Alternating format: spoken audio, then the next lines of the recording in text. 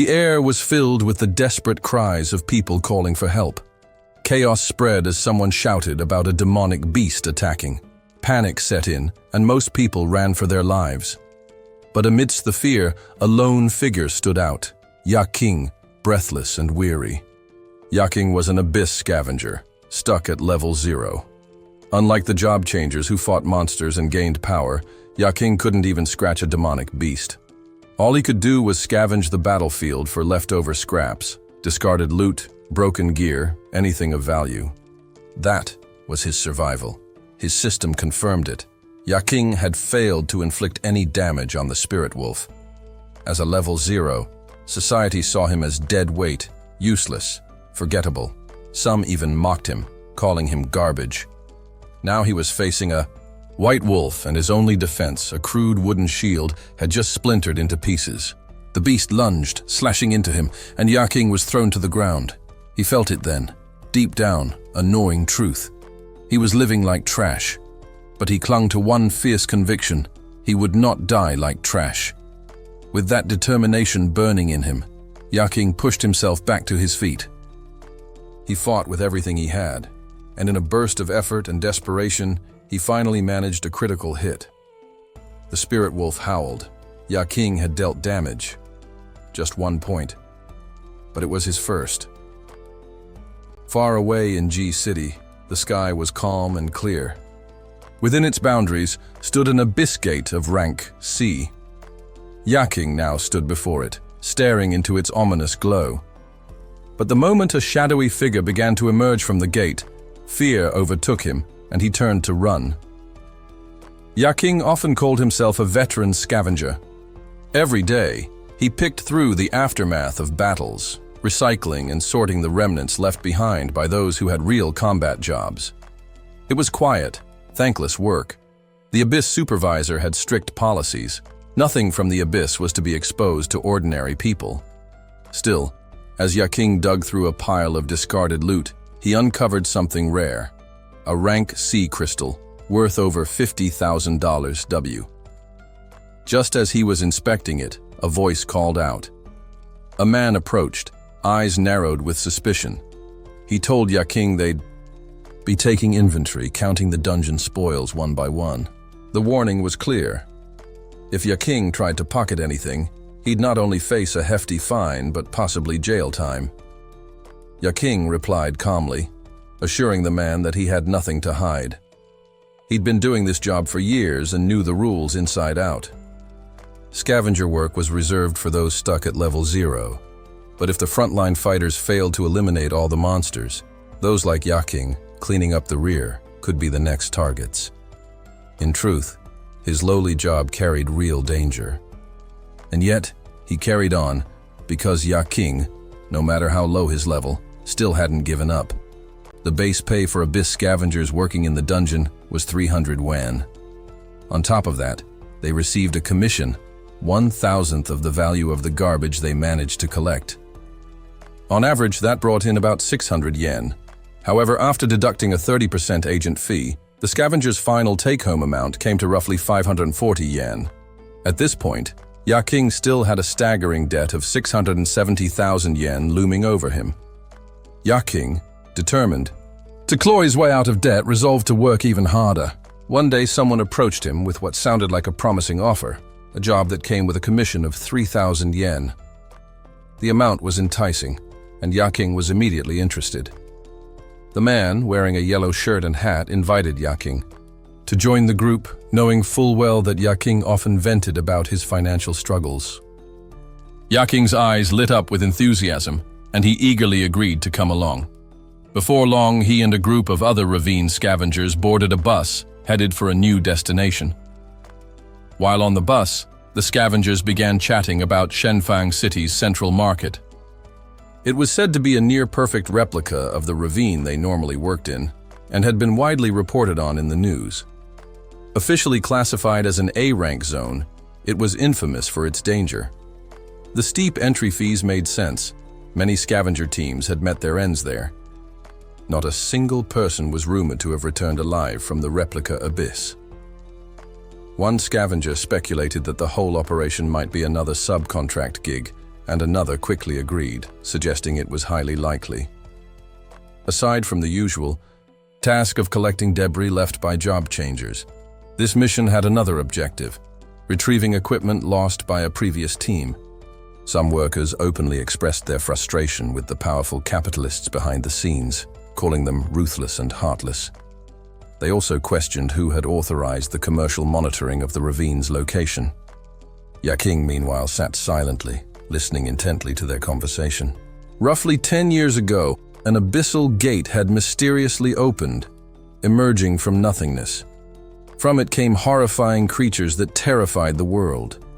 Humanity, unprepared, could do little but panic. Only the job changers, individuals with unique powers, could stand against the abyss monsters. These chosen fighters were able to inflict real damage on the beasts. After each monster's defeat, valuable items like magical crystals, strange weapons, and mysterious artifacts were often found. Since then, interest in the abyss had exploded. For many, it was as if humanity had stumbled upon a second new world, a realm filled with danger, yes, but also limitless potential. Many traditional companies eventually crumbled under harsh economic conditions. In response, a new sector emerged, built on public funds. This was the birth of the abyss industry. As soon as this new industry was formed, Yaking saw it as a lifeline.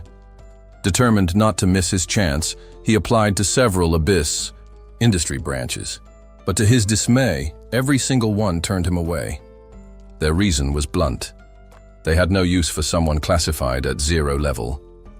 Desperate to cover his sister's mounting hospital bills, Yaking scrambled for options. The hospital staff, once cordial, became cold and indifferent. They reminded him that this was no charity and threatened to discharge his sister if he couldn't pay up. On top of that, Yaking was 2 months behind on rent. The landlord pounded on his door constantly, demanding immediate payment. With pressure closing in from every side, Yaking made repeated attempts to join the ranks of the ravine scavengers. But rejection followed him everywhere. They mocked him, called him worthless, and refused to give him a chance. The job market was brutal for someone with a 0 rating. It became painfully clear to Yaking society had no place for him. He began to believe he was nothing more than discarded waste. Just as he was nearing rock bottom, a mysterious man appeared out of nowhere. The stranger offered help, but with a catch. He asked Yaking if he was in need of money, then offered him a strange object. In return, he demanded Yaking's most valuable possession, his organs. Yaking, recalling this moment, could only sigh deeply.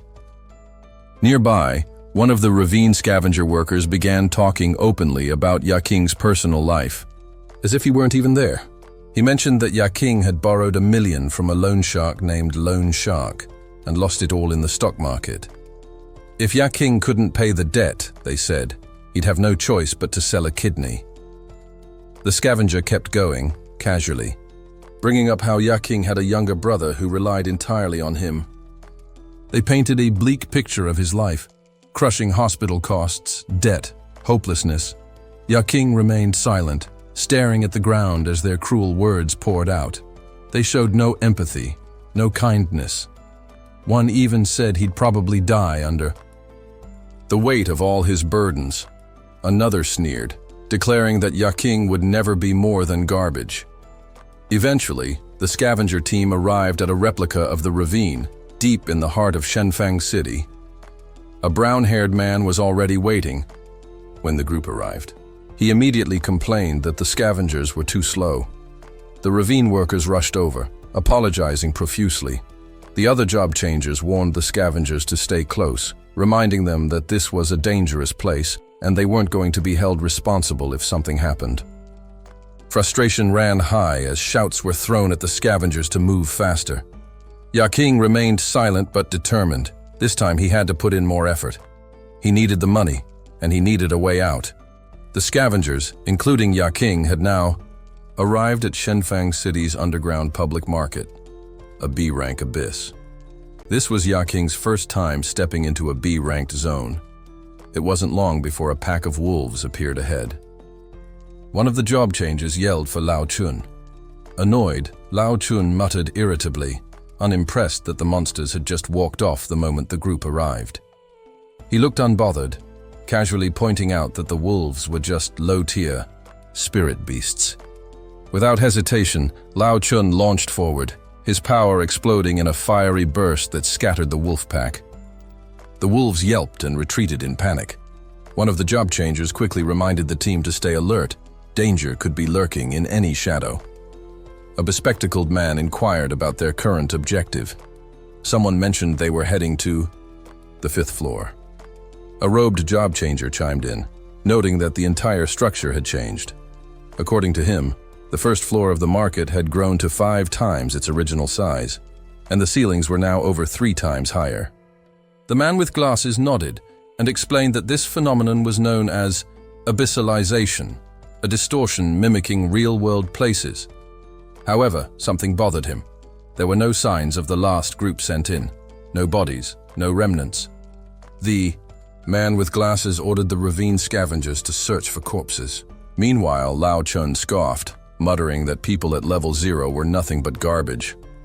At that moment, Yaking stumbled, startled by something he saw, and accidentally bumped into Lao Chun, who was tying his shoes. Furious, Lao Chun glared at Yaking. Though the scavenger quickly apologized, it wasn't enough. Lao Chun grabbed him roughly, lifting his small frame off the ground with one arm. He snarled, saying that Yaking disgusted him and that he had nearly mistaken him for a monster. Other job changers intervened, warning Lao Chun to cool it. They were all on the same mission after all, but Lao Chun didn't stop. Yaking struggled to breathe as the man's grip tightened around his neck. Without warning, Lao Chun hurled him to the floor, sneering as he called him trash and told him to stay out of his way. Yaking was humiliated. He wanted to fight back, but all he could do was mumble under his breath. Lao Chun was an arrogant bastard who looked down on everyone. His tirade continued. He ranted about how the ravine scavengers weren't a real team, how they didn't belong. Yaking sat in silence, head lowered, absorbing every insult. To the others, Yaking was a burden, worthless and disposable. That's what being level 0 meant. But none of them knew the truth about ravine scavengers. They had an experience rating of 99 out of 100. And now, quietly and without fanfare, Yaking had just reached level 1.